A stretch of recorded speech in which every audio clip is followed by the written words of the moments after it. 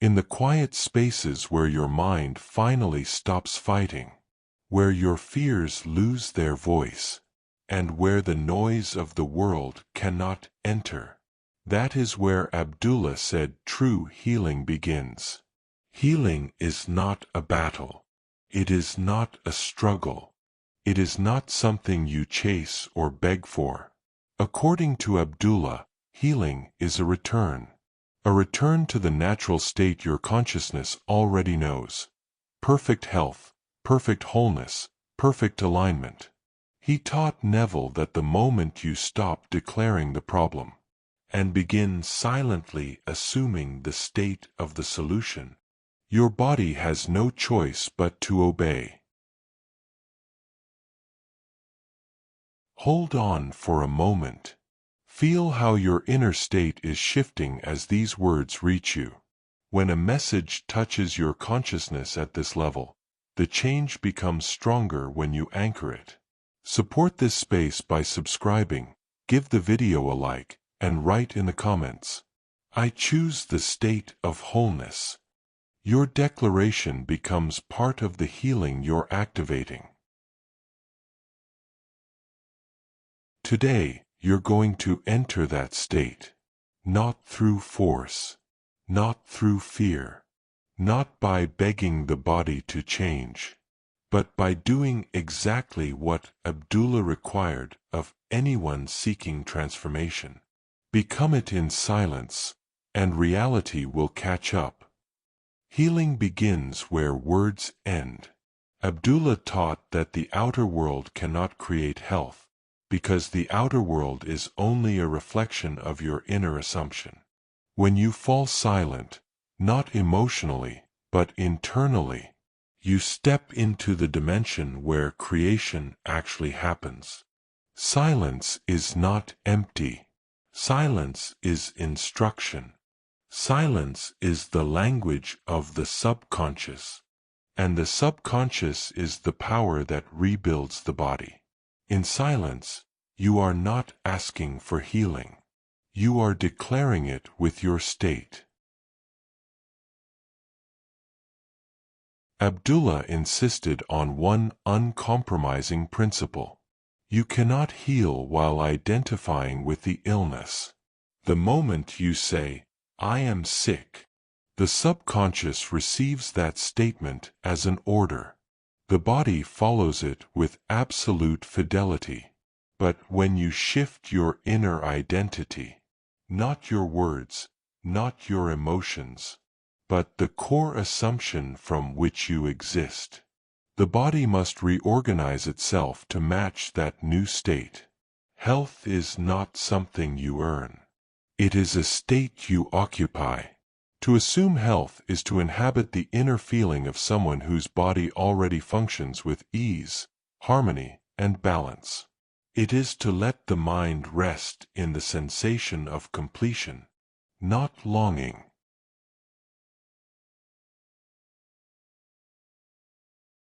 Abdullah taught that the body does not create the state. The state creates the body.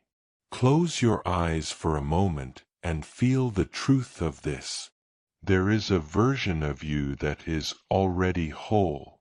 A version that breathes freely, moves freely, lives freely. And consciousness can step into that version instantly. Not through imagination as fantasy, but imagination as identity. This is the science of inner replacement. When you embody health internally, the old state loses its power because it has lost your attention. The body is not your limitation. It is merely the canvas on which your assumptions paint themselves. Assume health, quietly, confidently, consistently, and the body will reshape itself to match that assumption, with a precision that appears miraculous only to those who do not understand the law. Wholeness is not something you create. It is something you return to. Abdullah taught that every person holds, within their consciousness, an eternal blueprint of perfect order.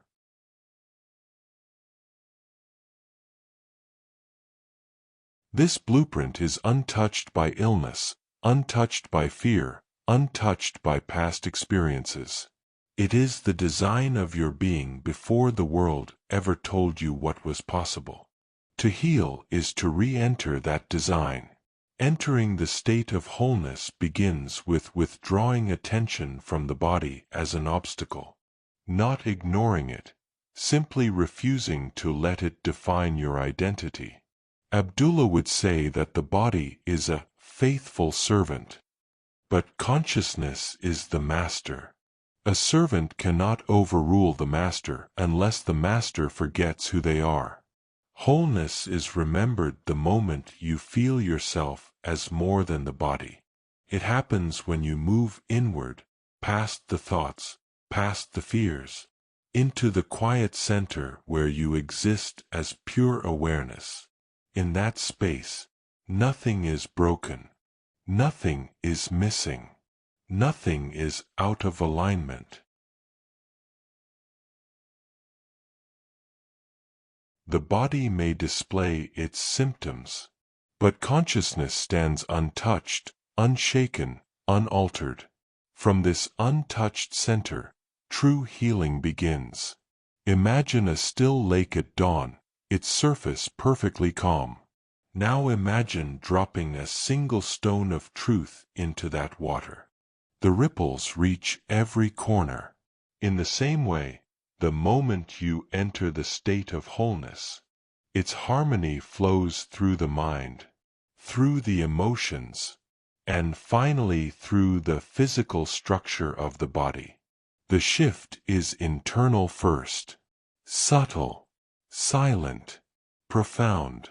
Physical changes follow, not because you forced them, but because the body must obey the deeper law. It reflects the state of consciousness it serves. When you step into wholeness, even for a moment, you activate a force that reorganizes everything toward balance. The subconscious receives the instruction, the energy reorganizes, and the body responds with quiet precision. Wholeness is not an escape from the physical world. It is mastery over it. Enter it, and you awaken the natural intelligence that knows exactly how to restore you. Every transformation begins with an invisible turning point, a moment when the inner world rearranges itself, and the outer world has no choice but to follow. Abdullah taught that the body does not initiate change. It responds to change. It is the receiver, not the broadcaster. The true broadcast comes from the state you occupy, the state you accept as yourself. This is why he placed all emphasis on the inner shift. The inner shift is not emotional. It is not dramatic. It is not accompanied by fireworks or sudden revelations. It is subtle, so subtle that most people overlook it. It feels like a quiet certainty, a small but profound knowing that the condition no longer defines you. The subconscious does not require noise. It requires clarity. When the inner shift happens, your relationship with the problem dissolves. You stop checking the body for progress. You stop identifying with the symptom. You stop rehearsing the story of what's wrong.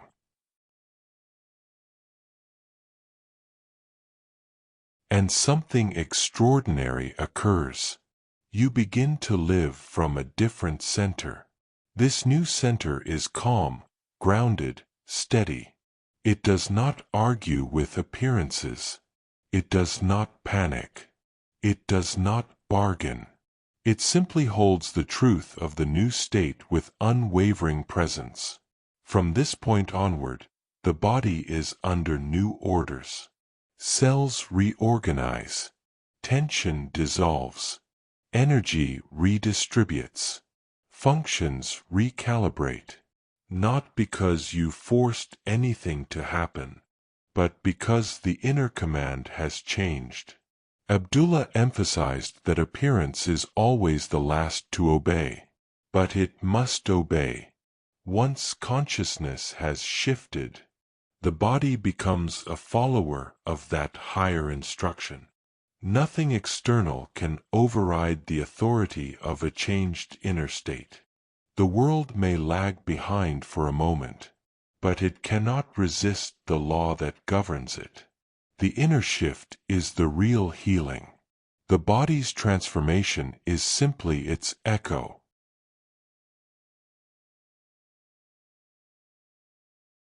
Silence is not the absence of sound.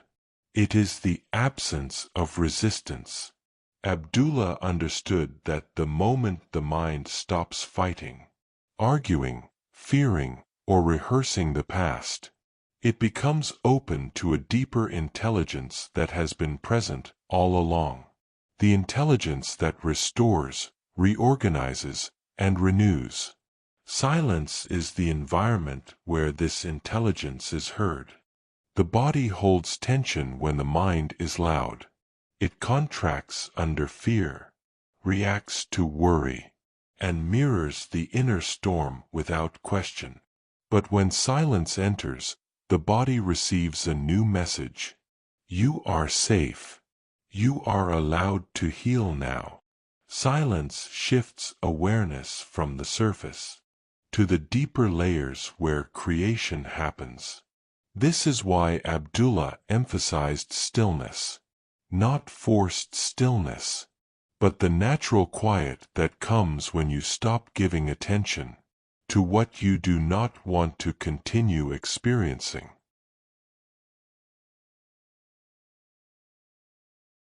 In silence, the mind stops declaring the illness.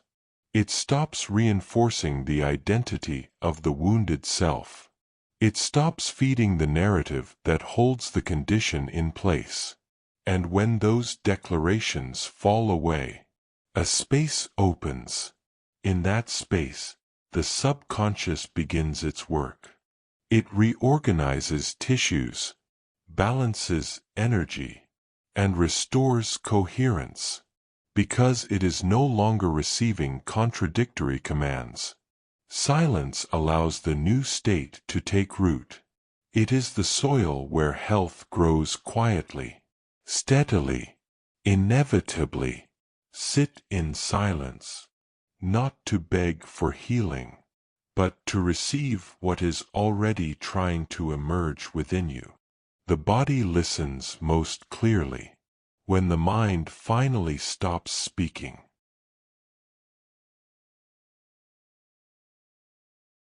Persistence is not effort. It is not strain. It is not waking up every day to try again.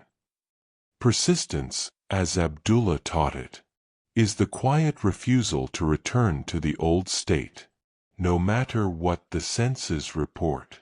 Reality is slow compared to consciousness. It is dense, obedient, and reactive, but never creative. It must follow the state you inhabit. Yet it often echoes the past for a time, because the physical world is the final layer to shift. That delay is where most people break. But that delay is where transformation becomes inevitable. For the one who persists. Persistence is the steady continuation of the new identity even when the body still whispers its old story. It is the unwavering sense of, I am already what I seek. Appearance may resist. Symptoms may echo old patterns. Circumstances may attempt to convince you that nothing is changing.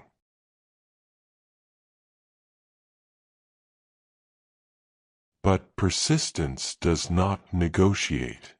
It does not revisit the problem. It does not check for evidence. It simply holds the state with quiet certainty. This is the strength Abdullah taught. a strength without force, a confidence without noise. Reality eventually yields, because it cannot withstand contradiction. From a consciousness that has made its choice, there is a moment, often invisible, subtle, almost unnoticeable, when the physical world stops resisting and begins rearranging itself around the state you have refused to abandon. At that point, healing moves from possibility to inevitability. The body surrenders. The condition dissolves. The symptoms lose their foundation. The outer world aligns with the truth you have been living internally. Persistence is not for the body. Persistence is for the state.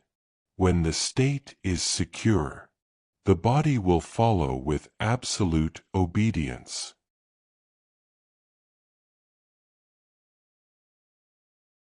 Healing is not distant. It is not delayed. It is not something you must chase, earn, or negotiate. According to Abdullah, healing becomes real the moment you enter the state of the healed self and refuse to leave it.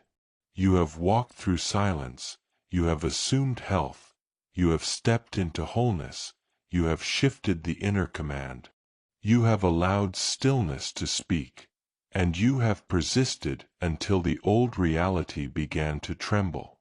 Now the law is already at work. The body is being instructed by a consciousness that has remembered its power.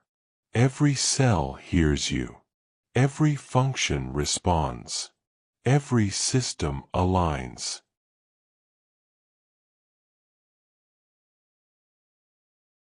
There is nothing to force, nothing to fear, nothing to fix. The healing is already underway. Quietly, naturally, inevitably.